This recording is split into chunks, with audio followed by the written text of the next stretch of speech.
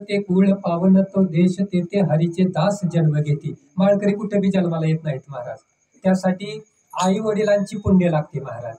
आणि जगाचं कल्याण केलेलं असलं पाहिजे. रोज पूजा अर्चा केली पाहिजे.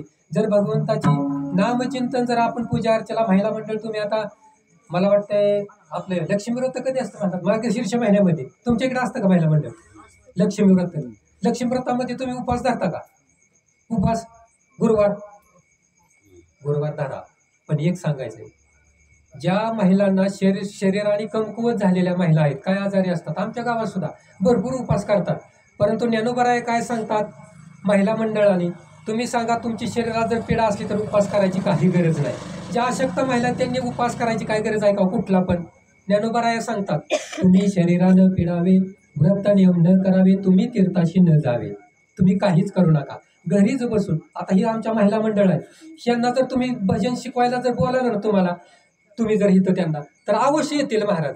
आता मी 7-8 वर्ष इथं रोज मी वरडतोय कीर्तन करतोय, पण काय प्रभाव पडा ना महाराज. का हो महाराज? सगळ्यांनी आता इथं जेवण करतात जात्यात निघून. महाराज कीर्तन सेवेसाठी श्रवणासाठी बसलं पाहिजे.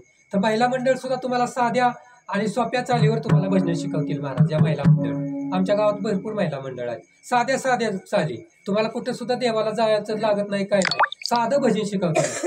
काय म्हणतात आमच्यातल्या महिला, कशाला जायचं दूर बाय बाय हितच पंढरपूर, मस्त शिकवतात. हो अशा चालीवरती शिकवते. पण तुम्ही भजनी मंडळाला सांगा तुम्ही सुद्धा जीवनाचं कल्याण करून घ्या, भजन म्हणाय शिका. कारण कसं आहे, आपण नेहमी कर्म करत असतो काही पण. आता तुम्ही लक्ष्मी व्रत करता, लक्ष्मी व्रत करू नका असा माझा नियम नाही. शरीराने कमकुवत झालेल्या महिलांनी अजिबात उपास तापास जास्त करायचं नाही, ज्ञानोबरायचं सांगणं आहे. हो तुम्ही शरीरानं पिडावे, व्रत नियम न करावे, तुम्ही तीर्थाशी न जावे, कुठेच नाही गेला तरी चालेल. मला एक सांगायचंय महिला मंडळाला, तुमच्याकडं भगवंताने एक वात्सल्य आणि प्रेम दिलेलं आहे. आपल्या घरामध्ये वृद्ध कोणी असतील, आई असेल, वडील असेल, किंवा सासू असतील, सासरा असतील, किंवा कोणी असेल, थोरली भावजय असेल, वृद्ध जर असतील तर महाराज त्यांना कुठेतरी घरामध्ये एका साईडला जागा द्या. अंथरूण नसेल तुमच्याकडं, तुमच्याच मुलाबाळात, मी काय म्हणत नाही त्यांना की बाबा स्वच्छ त्याला ब्लँकेट आणा टाका, असं काही नाही. तुमच्याच मुलाबाळातून राहिलेली एखादी गोधडी असेल स्वच्छ करून त्यांना आतराय द्या, पांघरायला द्या. आणि तुमच्याच मुलाबाळातून राहिलेलं काय असेल, भात असेल, चपाती असेल, भाकर असेल, काय असेल ते गरम करून त्यांना द्या. शेवटी मरताना त्यांच्या गालावरचा हसू हाच पांडुरंगाचा प्रसाद तुम्हाला आहे. विठ्ठल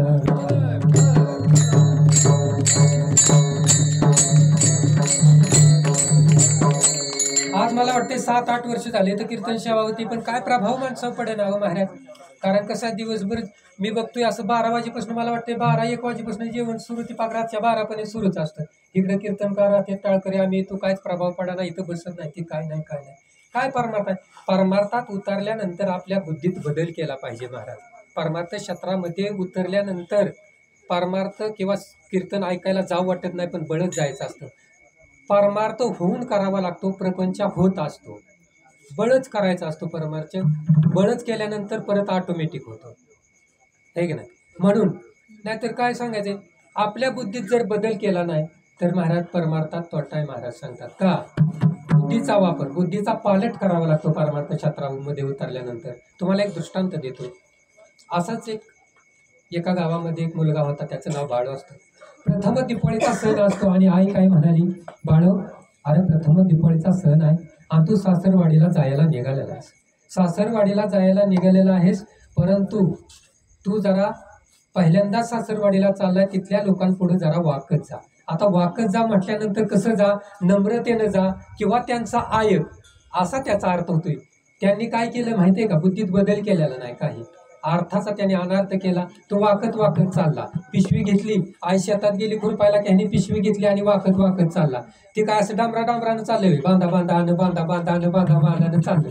पुढे एका शेतकऱ्याची एवढीली मोठी ज्वारीची कणसं पुढं होती लागलेली, त्याच्या आदल्या दिवशी चोरीला गेलेली असते.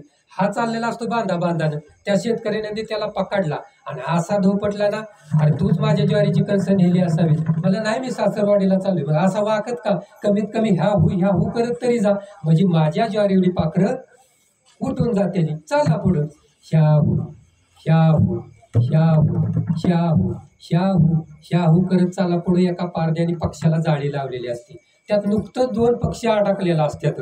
2 पक्षी अडकलेला असतात तेवढ्या पारदे होतं 2 दिवसाचं उपाशी.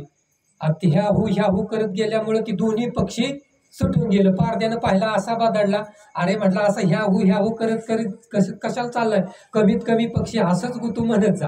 चालला पुढं, असंच गुतू असंच गुतू, पक्षी असंच गुतू असंच गुतू असंच गुतू असंच गुतू, चालला पुढं गेल्यानंतर एका शेतकऱ्याची भुईमुगाची यालाची गाडी चिखलात गुतली होती. ही तिथं गेले म्हणते अशीच गुतू. आपल्या दत्तूसारखं होतं बैलगाडीवालं आहे ना शेतकरी. त्याने हासूड काढला, असा फटका पडला त्या बाळूवर.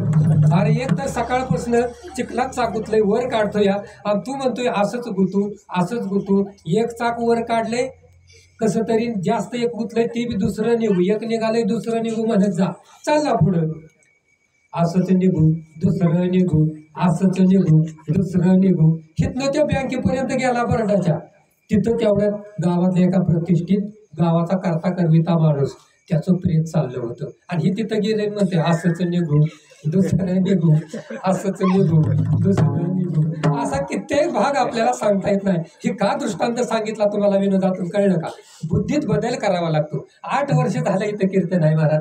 थोडासा बुद्धीत बदल झाला तर तुम्हाला परमार्थ कळेल. नाहीतर ह्या बाळूसारखी फजिती होईल आता जसं सांगितलं असं, हे की नाही. आपलं दिलेले दक्षिणा त्याचं काहीतरी योग्य मार्गाने त्याचा नीटनेटका देवाच्या पायाशी आपले साध्य व्हावं, त्यासाठी कीर्तन सेवा श्रवणाला आपण बसायचं असतं महाराज. हो, तरी संत महात्मे, सावता माळ्यासारखे संत महात्मे या पृथ्वी तलावरती येतात. कितीही माणूस वाईट असला तरी संत महात्मे त्याला जवळ घेतात, स्वतःसारखं करतात, त्यांना संत म्हणतात. देवाचं खातं वेगळं आहे. देव काय करतो, या पृथ्वीवरती या मातीवरती वाईट माणसाचा जर पापाचा बोजा झाला तर धरती मातेला तो बोजा सहन होत नाही. धरती माता गायत्रीचं रूप घेते आणि गायीच्या वासराप्रमाणे ब्रह्मदेवापाशी जाते आणि अश्रू वाहून धरती माता सांगत असते, मी किती सुद्धा जड अवढव्य प्राण्याचा बोजा सहन करेल, परंतु पापी माणसाचा बोजा मी सहन करत नाही. धरती मातेला सगळं काही कळतं महाराज. हो, कोणी कुणाचा बांध करतं, कोणी काय, सगळं काही तिला कळतं महाराज. आपण काय सांगायची गरज आहे. तर धरती माता वाईट माणसाचा बोजा सहन करत नाही, अधर्माचा बोजा सहन करत नाही. ब्रह्मदेवापाशी असंच झालं. श्रीकृष्ण परमात्म्याचा अवतार, धरती मातेने गायत्रीचं रूप घेतलं आणि ब्रह्मदेवापाशी रडू लागली. पापी लोकांचा बोजा जर जास्त जमिनीला झाल्यानंतर जमीन मातेला पापी लोकांचा बोजा सहन होत नाही. त्यावेळेस सुरेख असा नामदेवरायांचा एक अभंग आहे. हो, पापी ज्या भक्त दैत्य माथले धरणीशी झाले ओझे त्याचे, दिदलाशी त्रास ऋषी मुनी सर्वान पूजिता देव कोणी एक. राहिले यज्ञ मोडिले कीर्तन पळाले ब्राह्मण दैत्या भ्याले, वत्सरूपी पृथ्वी ब्रह्मापशी जाय नेत्री वाहे तोय सांग तसे. बुडविला धर्म अधर्म झाला फार, सोसवे ना भार मज आता. ब्रह्मा आणि इंद्र बरोबर शिव चालले शिरदाशी, नामा म्हणे आता करतील स्तुती सावधान चित्ती परिसावे. मग धरती माता ब्रह्मदेव सर्व काही भगवान विष्णूकडे गेले आणि म्हणले, देवा पापी लोकांचा बोजा जमिनीवर झालाय, आता तो अवतार घे. तेव्हा श्रीकृष्ण परमात्म्याचा अवतार झाला. विनंती केली सगळ्या देवांनी, 33 कोटी देव गेलं भगवान विष्णूकडे. विष्णूच्या पायापाशी लक्ष्मी शेषावरती बसले भगवान विष्णू समोर शेष शयन, आणि त्यांना विनंती केली, प्रार्थना केली, वासुदेवा ऋषिकेशा माधवा मधुसूदना करिता ते स्तवन पुरुष उक्ते, पद्यनाभा त्रिलोकेशा वामना शेषशाया मा कोणी नाही. तुझविन जनार्दना हरी वत्सल्ला पावा दशजा आता अम्मा वगैरे प्रार्थना केली आणि देव अवताराला आले महाराज. ही झाला देवांचा अवतार. देवांचा अवतार कशासाठी तुम्हाला कळलं? वाईटांचा नाश आणि चांगल्याला जवळ. देव काय करतो, जो भक्त असतो, जो देवावर ज्याची श्रद्धा असती त्याला देव पायापाशी घेतो. भक्ता राखी पायाशी दुर्जनांशी संहारी. दुर्जन म्हणजे वाईटांचा देव नाश करत असतो. हे झालं देवाचं खातं. संताचं खातं वेगळं आहे. किती माणूस दारुडे असू द्या, किती बेकार असू द्या, एकदा जर एखाद्या माळकऱ्यापाशी जर गेला आणि माळकऱ्याने जर वरदहस्त केला आणि त्याला जर नामचिंतन दिलं भगवंताचं, तर तो किती जरी वाईट असणारा माणूस सुद्धा देव बनतो. देव महाराज वाल्याची गोष्ट तर तुम्हाला माहितीच आहे. वाल्या किती पापी होता महाराज, किती खून केलं, पण माळकऱ्यांच्या संगतीमध्ये लागला आणि सुंदर असा रामायणकार झाला. आणि